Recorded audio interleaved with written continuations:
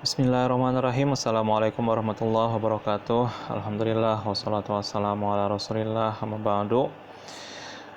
Baik, untuk mata kuliah alternatif dispute resolution atau alternatif penyelesaian sengketa, materi pada pertemuan kedua kali ini adalah mengenai negosiasi ya. PowerPoint ini sendiri saya ambil dari situs pengadilan ya, pengadilan negeri atau pengadilan agama, saya juga lupa tadi, nanti saya taruh aja linknya di bawah. Dan ini dibikin oleh Ibu Wiwik Awiyati dan Bapak Fatahillah dari Indonesian Institute for Conflict Transformation atau ICT ya, begitulah ya. Langsung saja, negosiasi itu apa? Negosiasi adalah kalau dilihat dari perspektif ADR, merupakan metode penyelesaian sengketa yang paling dasar, paling sederhana, dan paling tidak formal, yaitu suatu proses untuk mencapai kesepakatan dengan pihak lain, yaitu komunikasi dua arah yang dirancang untuk mencapai kesepakatan pada saat kedua belah pihak memiliki kepentingan yang sama ataupun berbeda, tanpa ada keterlibatan pihak ketiga sebagai penengah, baik yang berwenang maupun yang tidak berwenang. Ya, ini dari perspektif ADR ya. Tapi kalau dari perspektif bisnis, negosiasi itu ya ada dua orang gitu ya, negosiasi untuk mencapai kesepakatan bisnis tertentu ya. Ya, beda perspektif, beda mata kuliah, beda mata pelajaran, juga beda pengertiannya. Di sini penekanannya lebih ke metode penyelesaian sengketa ya, dan disebutkan bahwa negosiasi adalah yang paling rendah tingkatannya karena dia paling sederhana, paling dasar, dan sifatnya juga tidak formal, apalagi tidak ada penengahnya di dalamnya gitu ya. Ya, bahasa Islamnya mungkin musyawarah gitu ya, bahasa Islamnya.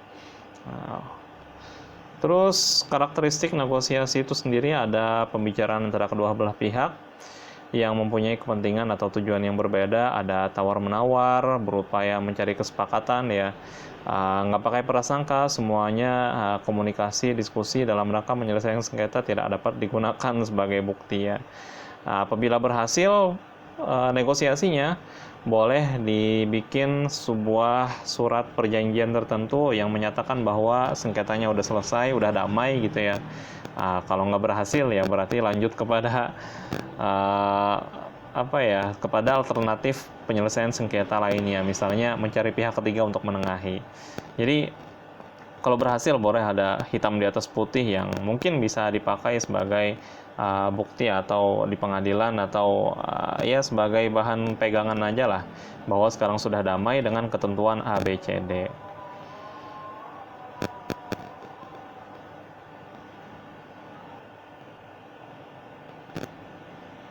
Baik, lanjut ya.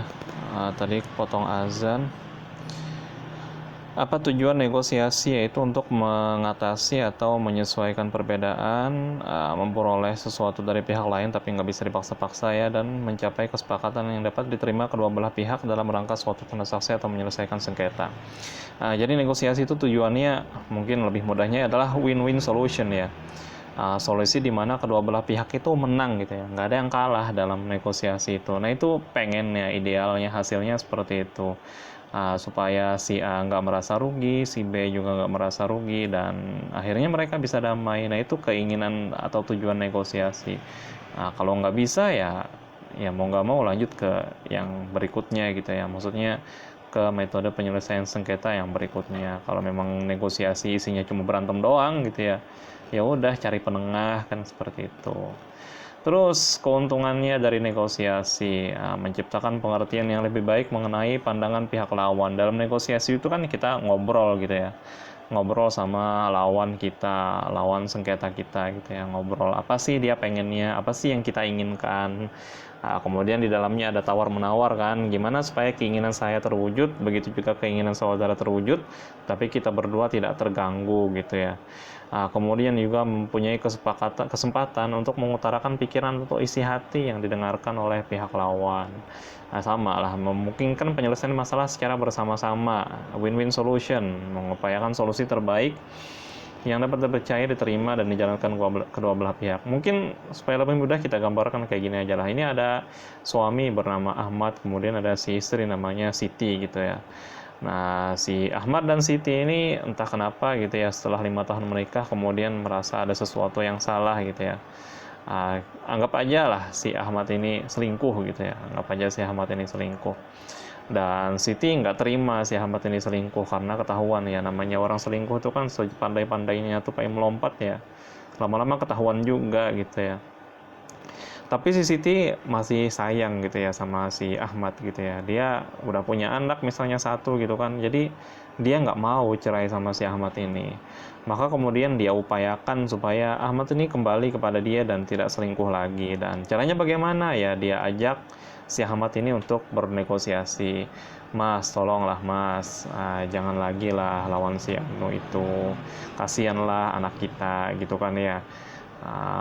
Masa saya diselingkuhi gitu kan ya, apa sih yang mas inginkan dari saya supaya mas itu nggak berpaling ke perempuan lain.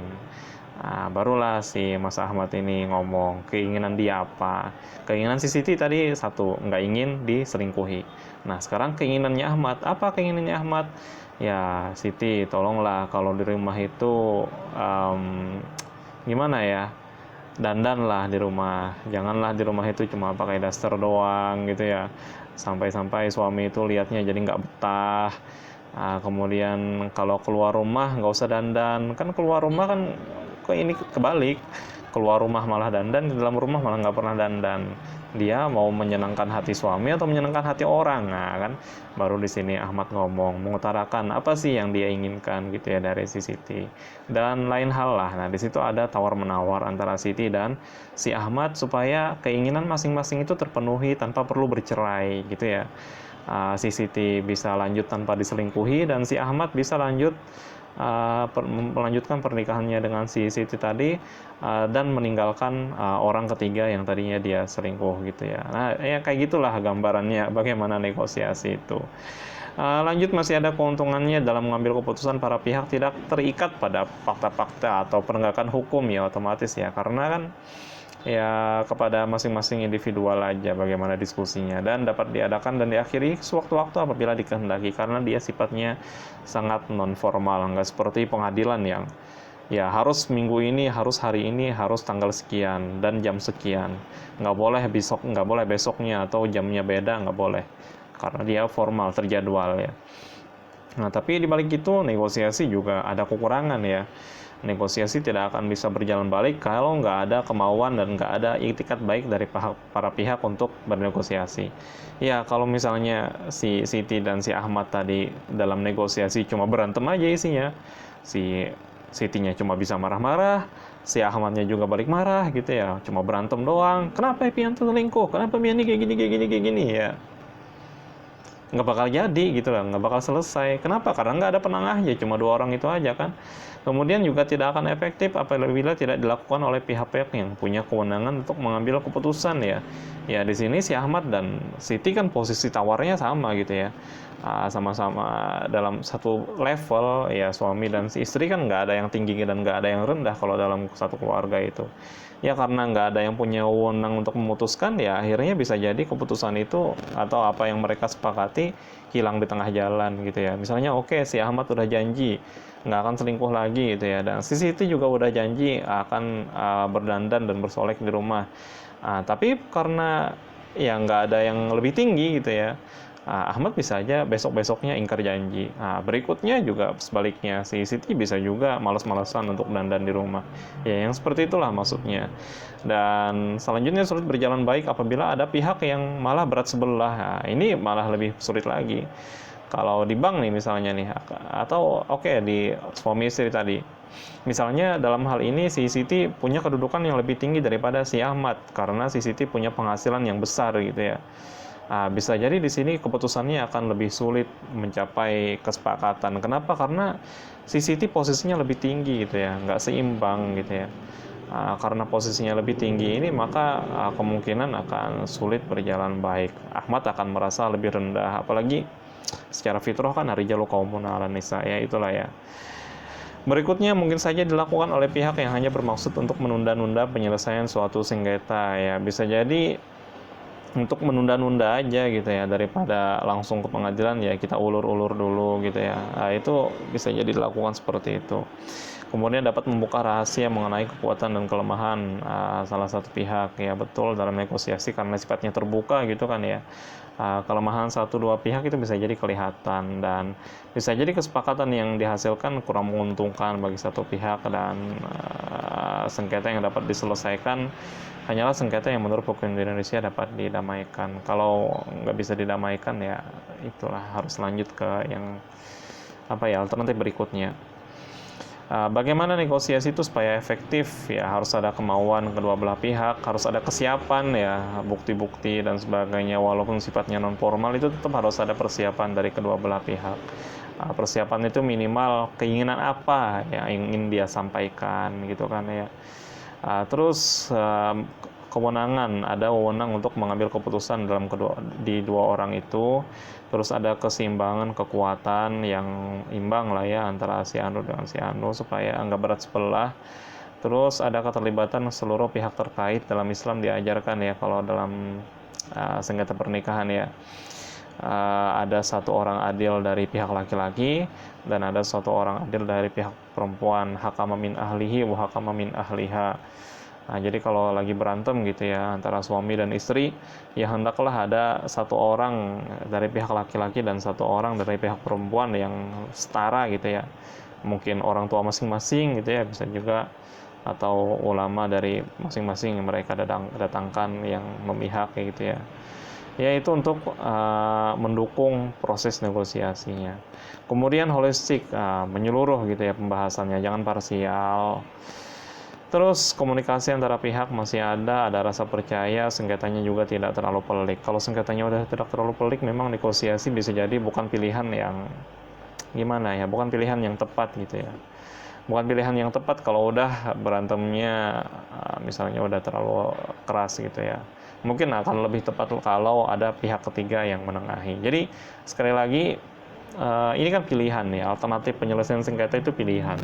Dan pilihan pertama kalau bisa negosiasi, kalau memang nggak bisa ya sengketanya udah sangat pelik, ya berarti lanjut ke yang berikutnya, yaitu yang ada mediatornya atau ada penengahnya. Tahapannya oke, sama persiapan, mengatur posisi, ada argumentasi dan penutupan. Ini cuma formalistiknya aja ya, dan pada kenyataannya nggak semuanya berlangsung seperti ini gitu ya. Tapi minimal persiapan itu harusnya ada. Ketika kita ingin bernegosiasi atau menyelesaikan sengketa melalui musyawarah, harus ada persiapan, harus ada keinginan apa yang ingin kita sampaikan gitu kan ya. Tujuan apa yang bisa kita selesaikan supaya ini damai, seperti itu. Dan terakhir ini yang ada dalam PowerPoint adalah kendala dan cara mengatasinya. Kendala kalau si pihak lawan bereaksi gitu ya. Ya, kita jangan ikut-ikutan bereaksi harusnya ya. Ini kalau yang lain mulai ada emosi, mulai muncul muka-muka masamnya, ya kita santai aja dulu gitu ya harusnya. Jangan dilawan. Sama yang berikutnya, kalau mereka udah mulai emosi, marah gitu ya. Ya jangan ikut-ikutan marah. Kalau ikutan marah udah selesai, negosiasinya nggak bakal jalan. Dan di sini kita harus memahami posisinya si lawan bicara kita. Keinginan dia itu apa? Nah, itu yang harus kita gali sebenarnya. Keinginan si pihak lawan ini apa? Maksudnya kita ini kan sama-sama pengen damai gitu loh. Si Ahmadnya nggak mau cerai dari Siti, dan Sitinya juga sebaliknya nggak mau juga cerai dari si Ahmad gitu ya. Jadi masing-masing harus memahami posisi lawan. Sebenarnya yang dia inginkan itu apa? Dan itu yang dia gali ketika proses negosiasi itu.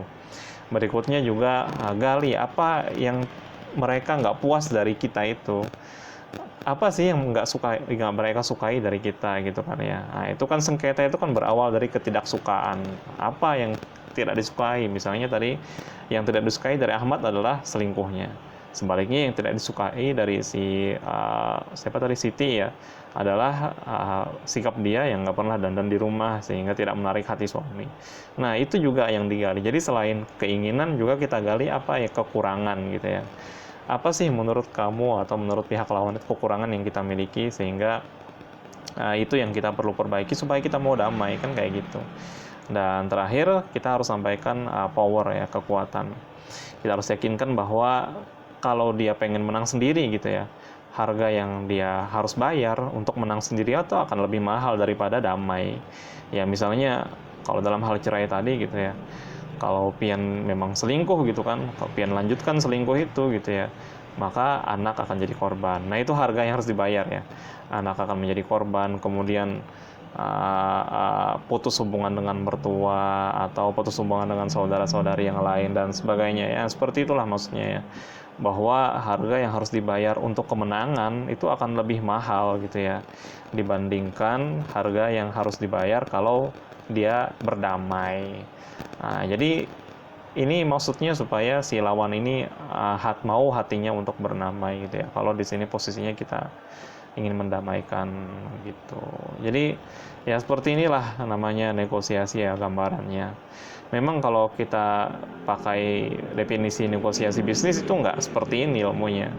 Kalau dalam negosiasi bisnis kita harus ada berbagai macam teknik, misalnya perlu teknik intimidasi sedikit gitu ya. Ada yang tekniknya perlu mengalah dalam beberapa hal untuk kesepakatan bisnis. Tapi dalam hal ini kan negosiasinya untuk menyelesaikan sengketa atau untuk berdamai ya kan ya. Dalam negosiasi bisnis itu belum ada sengketanya, belum ada berantemnya, jadi nggak ada yang perlu didamaikan. Sedangkan dalam sengketa yang kita maksud pada hari ini, negosiasi yang kita maksudkan pada hari ini itu sudah ada sengketanya atau udah ada perkelahiannya di dalamnya. Ya mungkin contoh yang paling mudah ya perceraian seperti tadi gitu kan. Atau kalian pacaran gitu ya, berantem sama pacarnya tapi mau tetap jalan sama pacarnya, ya kayak gitulah ilmunya yang bisa dipakai. Ya mungkin sekian ya, boleh kita diskusikan lagi di kesempatan hari ini. Salah hilap mohon maaf, bila taufiq wal hidayah. Assalamualaikum warahmatullahi wabarakatuh.